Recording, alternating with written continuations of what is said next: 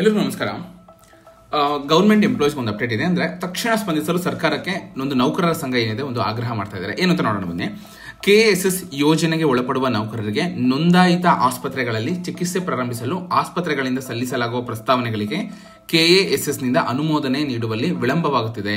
ಈ ಕುರಿತು ರಾಜ್ಯಾಧ್ಯಕ್ಷರಾದ ಸಿ ಷಡಕ್ಷರಿ ಅವರು ಸರ್ಕಾರದ ಆರೋಗ್ಯ ಮತ್ತು ಕುಟುಂಬ ಕಲ್ಯಾಣ ಇಲಾಖೆ ಒಂದು ಪ್ರಧಾನ ಕಾರ್ಯದರ್ಶಿಗಳಿಗೆ ಪತ್ರ ಬರೆದಿದ್ದಾರೆ.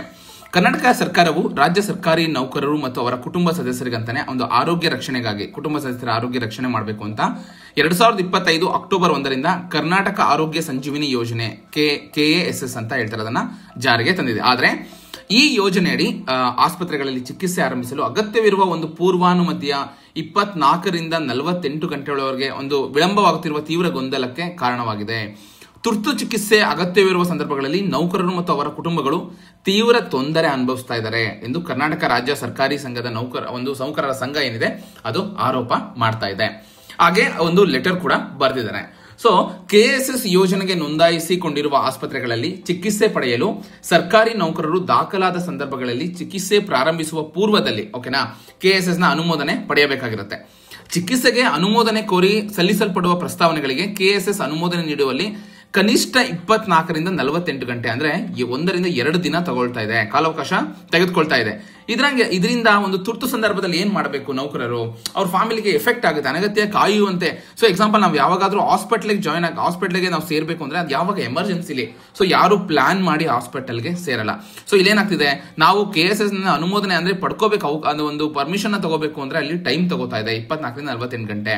ಸೊ ಈ ಒಂದು ಏನಿದೆ ಈ ಟೈಮ್ ಗ್ಯಾಪ್ ಅಲ್ಲಿ ಒಂದು ಎಮರ್ಜೆನ್ಸಿ ಕೇಸ್ಗೆ ಇದು ತುಂಬಾ ಪ್ರಾಬ್ಲಮ್ ಆಗುತ್ತೆ ಅಂತ ಇವರು ಅಭಿಪ್ರಾಯ ಪಟ್ಟಿದ್ದಾರೆ. ಇನ್ನು ತಾಂತ್ರಿಕ ಕಾರಣಗಳಿಂದಾಗಿ ಈ ಯೋಜನೆ ಏನಿದೆ ಅದಕ್ಕೆ ನೋಂದಾಯಿಸಿಕೊಳ್ಳಲು ಸಾಧ್ಯವಾಗದೇ ಇರುವ ನೌಕರರಿಗೂ ಸಹ ತುರ್ತು ಸಂದರ್ಭಗಳಲ್ಲಿ ಚಿಕಿತ್ಸೆಗೆ ಅವಕಾಶ ನೀಡಿ. ಚಿಕಿತ್ಸೆ ಪಡೆಯುತ್ತಿರುವಾಗಲೇ ಯೋಜನೆಗೆ ನೋಂದಾಯಿಸಿಕೊಳ್ಳುವ ವ್ಯವಸ್ಥೆ ಕಲ್ಪಿಸಿಕೊಡಿ. ಒಂದು ಅವಶ್ಯ ಇರುತ್ತೆ, ಯಾಕಂದ್ರೆ ಯಾರಿಗೂ ಯಾವಾಗ ಏನಾಗುತ್ತೆ ಅಂತ ಹೇಳೋದಕ್ಕಾಗಲ್ಲ, ಹೆಲ್ತ್ ಒಂದು ರಿಲೇಟೆಡ್ ಇಶ್ಯೂನಲ್ಲಿ. ಓಕೆನಾ? ಆದ್ರಿಂದ ರಾಜ್ಯದ ಒಂದು ಸರ್ಕಾರದ ನೋಂದಾಯಿತ ಆಸ್ಪತ್ರೆಗಳಲ್ಲಿ ಚಿಕಿತ್ಸೆ ಪಡೆಯಲು ದಾಖಲಾಗುವ ನೌಕರರ ಚಿಕಿತ್ಸೆಗೆ ಸಂಬಂಧಿಸಿದಂತೆ ಆಸ್ಪತ್ರೆಗಳಿಂದ ಸಲ್ಲಿಸಲಾಗುವ ಪ್ರಸ್ತಾವನೆಗಳಿಗೆ ಅನಗತ್ಯ ವಿಳಂಬ ಮಾಡದೆ ಪ್ರಸ್ತಾವನೆ ಸಲ್ಲಿಸಿದ 1 ಗಂಟೆಯೊಳಗೆ KSS ನಿಂದ ಅನುಮೋದನೆ ನೀಡುವಂತೆ ಒಂದು ಸಂಬಂಧಪಟ್ಟ ನಿರ್ದೇಶನ ನೀಡಲಿ ತಮ್ಮಲ್ಲಿ ಕೋರ್ತಾ ಇದ್ದೀನಿ ಅಂತ ಸರ್ಕಾರಿ ನೌಕರರ ಸಂಘದ ಒಂದು ರಾಜ್ಯಾಧ್ಯಕ್ಷರಾದ ಸಿ ಷಡಕ್ಷರಿ ಅವರು ಪತ್ರದಲ್ಲಿ ಉಲ್ಲೇಖಿಸಿದ್ದಾರೆ. ಓಕೆನಾ? ಸೊ ಏನಂದ್ರೆ ಎಮರ್ಜೆನ್ಸಿ ಟೈಮಲ್ಲೂ ಕೂಡ ನಾವು ಪರ್ಮಿಷನ್ ತಗೋಬೇಕು, ಅಲ್ಲಿ ಲೆಟರ್ ತರಬೇಕು. ಸೊ ನೀವು ಬೇಗ ಕೊಡಿ, ವಿತಿನ್ 1 ಅವರ್ ಅಲ್ಲಿ ನೀವು ಪರ್ಮಿಷನ್ ಕೊಡೋ ತರ ನೀವು ಅದನ್ನ ಒಂದು ಆಕ್ಷನ್ ಮಾಡಿ ಅಂತ ಅವರು ರಿಕ್ವೆಸ್ಟ್ ಮಾಡ್ತಿದ್ದಾರೆ. ಹಾಗೆ ಕರ್ನಾಟಕ ಸರ್ಕಾರವು ಸರ್ಕಾರಿ ನೌಕರರ ಒಂದು ಹಿತದೃಷ್ಟಿಯಿಂದ ಅಕ್ಟೋಬರ್ 1 ಅಂದ್ರೆ ಅಕ್ಟೋಬರ್ 1, 2025 ಈ ಮಹತ್ವಾಕಾಂಕ್ಷಿ ಯೋಜನೆಯನ್ನ ಜಾರಿಗೆ ತಂದಿದ್ರು. ಅದು ತಂದಿದ್ರು ಕೂಡ ಅನುಷ್ಠಾನದಲ್ಲಿರುವ ಈ ರೀತಿಯ ಒಂದು ವಿಳಂಬ ನೀತಿಯು ಯೋಜನೆಯ ಒಂದು ಮೂಲ ಉದ್ದೇಶವನ್ನೇ ವಿಫಲಗೊಳಿಸುತ್ತೆ ಅಂತ ಸಂಘವು ಪತ್ರದಲ್ಲಿ ಬೇಸರ ವ್ಯಕ್ತಪಡಿಸಿದೆ. ಓಕೆನಾ? ಸೊ ಇಲ್ಲಿ ಏನಾಗ್ತಿದೆ, ಯಾರೋ ಒಬ್ರು ಹಾಸ್ಪಿಟಲ್ ಜಾಯ್ನ್ ಆದ್ರು, ನೀವು KSS ನಿಂದ ಒಂದು ಪರ್ಮಿಷನ್ ತಗೊಂಡ್ಬರ್ಬೇಕು. ಅಲ್ಲೇನಾಗ್ತಿದೆ, ಪರ್ಮಿಷನ್ ತರೋದಕ್ಕೆ 24 ಗಂಟೆಯಿಂದ 48 ಗಂಟೆ ಹಿಡಿತಾ ಇದೆ.